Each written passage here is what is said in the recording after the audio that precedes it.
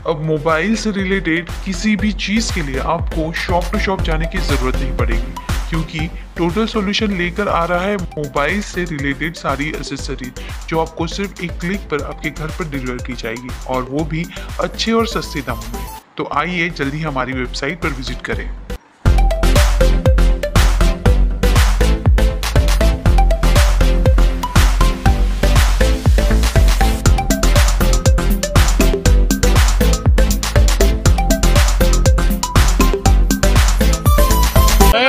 मैं बहुत स्पष्ट शब्दों में बताना चाहता हूं, महाराष्ट्र में मराठी भाषा का अभिमान रखना ये कोई गलत बात नहीं है, लेकिन भाषा के चलते अगर कोई गुंडागर्दी करेगा तो इसको हम सहन नहीं करने वाले।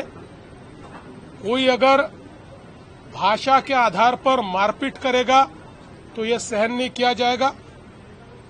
जिस प्रकार की घटना हुई है उसके ऊपर पुलिस ने एफआईआर भी किया और कार्रवाई भी की है, और आगे भी अगर कोई इस प्रकार से भाषा का विवाद करेगा तो उसके ऊपर कानूनन कार्रवाई होगी।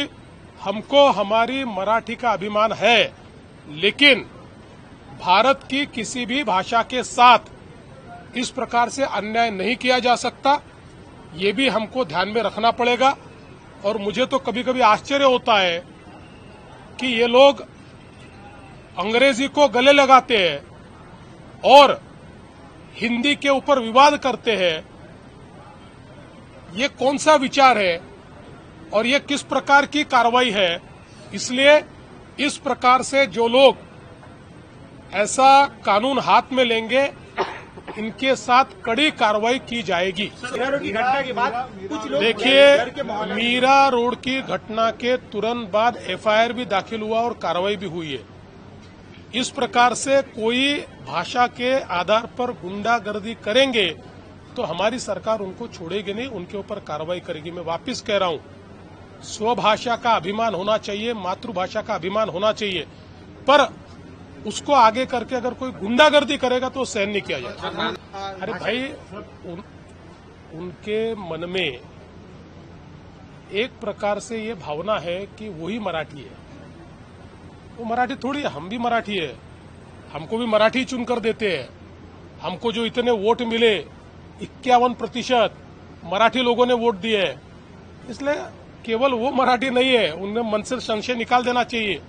मराठी हमारे पीछे है और हमारे साथ रहेंगे। देखिए, मैं याद दिलाना चाहता हूं, इससे पहले भी चिकोड़ी में जिस समय छत्रपति शिवाजी महाराज के प्रतिमा का अनावरण हो रहा था, उस समय आदरणीय शरद पवार जी ने जय महाराष्ट्र जय कर्नाटक कहा था। उसका अर्थ ये होता है क्या कि शरद पवार जी को कर्नाटक ज्यादा प्यारा है और महाराष्ट्र प्यारा नहीं है? हम लोग जहां जाते हैं वहां के लोगों को जो अच्छा लगता है ऐसी बात हम लोग करते हैं, सभी नेता करते हैं। अब गुजराती समाज में जाने के बाद जय महाराष्ट्र और जय गुजरात कहा, तो मुझे लगता है कि इसमें इतना बवाल करने की आवश्यकता नहीं है। हम एक भारत के लोग हैं, हम सारे लोग भारतीय हैं। हमको पहला अभिमान महाराष्ट्र का होना चाहिए, पर इसका मतलब यह नहीं है कि दूसरे राज्यों के प्रति हमको कोई गुस्सा हो या उनके प्रति हमारा कोई तिरस्कार हो। अब पाकिस्तान के प्रति तिरस्कार समझा जा सकता है, पर बाजू के राज्यों के प्रति तिरस्कार तो नहीं हो सकता है ना। इसलिए मुझे यह लगता है कि कहीं से भी इस वाक्य के माध्यम से शिंदे जी के महाराष्ट्र प्रेम पर अगर कोई प्रश्न चिन्ह लगाता है तो बहुत संकुचित विचार वो। देखिए, अब इसको जो विरोध है ये केवल राजनीतिक विरोध रहा है, क्योंकि जो ज्वाइंट सिलेक्ट कमेटी है इसमें क्लॉज बाय क्लॉज इसके ऊपर चर्चा हुई और कुछ भी ऑब्जेक्शनेबल उसमें कोई निकाल नहीं पाया। हाँ, कुछ 2-3 उन्होंने चेंजेस मांगे थे, वो कर दिए हमने। इसलिए अब ज्वाइंट सिलेक्ट कमेटी ने एक मत से दिया है। एक भी ज्वाइंट सिलेक्ट कमेटी में इसका जो रिपोर्ट आया है उसमें एक भी डिसेंट नोट नहीं है, there is no dissent note, इसलिए हम लोग इसको लाएंगे और इसको मंजूर करेंगे।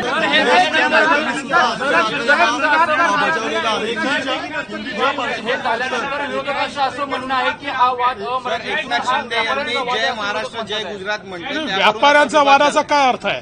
काय व्यापाऱ्यांनी त्या ठिकाणी व्यापार करू नये? एखादा मराठी व्यापारी हा जर आसाममध्ये जाऊन व्यापार करत असेल आणि त्याला जर आसामी भाषा शिकायला वेळ लागला तर काय त्याला आसाममधल्या लोकांनी मारायचं? त्याच्यामुळे हे योग्य नाही आहे, अशा प्रकारे वागणं योग्य नाही। खरा अभिमान असेल ना तर मराठीची सेवा करा, खरा अभिमान असेल मराठी शिकवा, खरा अभिमान असेल क्लासेस चालू करा, खरा अभिमान असेल तर लोकांना मराठी बोलायला प्रवृत्त करा, आणि खरा अभिमान असेल आपल्या मुलांनाही मराठी शिकवा ना, मराठी शाळेत टाका ना। अशा शाळेत का टाकता जिथे मराठी ही तिसरी भाषा आहे? आणि महानगरपालिकेच्या अशा शाळा का सुरू करता की ज्या शाळेमध्ये स्पष्टपणे लिहिलंय मराठी तिसरी भाषा असेल? हे इकडे चालतंय आणि त्या व्यापाऱ्यांना मारताय, हे योग्य नाहीये।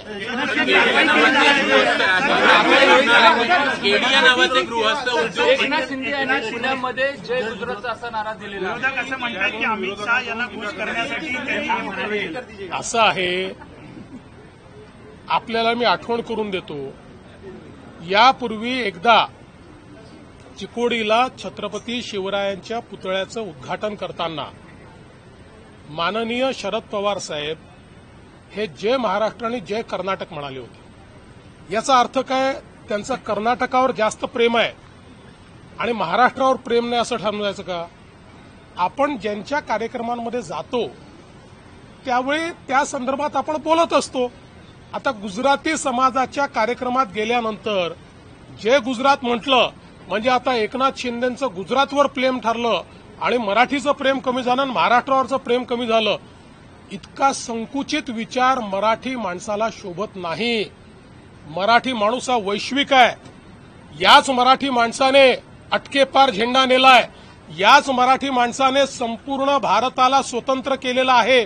संपूर्ण भारतातली मोगली सत्ता घालवण्याचं आणि दिल्लीवर भगवा झेंडा लावण्याचं काम या मराठी माणसांनी केलंय, आणि एवढा संकुचित विचार जर कोणी त्या ठिकाणी करत असेल तर चुकीचं आहे।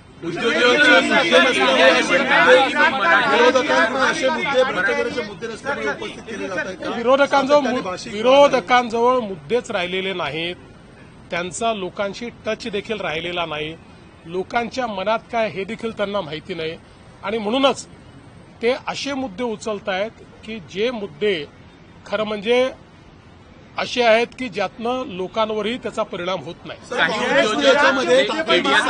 उद्योजक आहे ते असं म्हणतात की महाराष्ट्रात राहूनही आम्ही मराठी शिकणार नाही, अशा व्यक्तींचं, अशा उद्योजकांचं काय करायचं? असं आहे की आपण महाराष्ट्रात राहिल्यानंतर मराठी शिकावी असा आग्रह करू शकतो, पण दुराग्रह करू शकत नाही। मी उद्या तमिळनाडूमध्ये गेल्यानंतर कोणीही मला हा दुराग्रह करू शकत नाही की मी तमिळ शिकली पाहिजे। मला आवडते तमिळ भाषा, चांगली भाषा आहे, पण मला दुराग्रह नाही करू शकत कोणी। मला जर मराठीत बोलायचं तर मी मराठीत बोलीन, पण मला जर तिथे कोणी दुराग्रह करेल तर ते योग्य असेल का? आपण एका देशात राहतो, भारतात राहतो आपण, हे काही आपले बाजूचे भाषा आणि बाजूचे देश पाकिस्तान नाही आहे, बाजूचे राज्य हे पाकिस्तान नाही आहेत। एवढी संकुचित मनोवृत्ती मराठी माणूस ठेवू शकत नाही।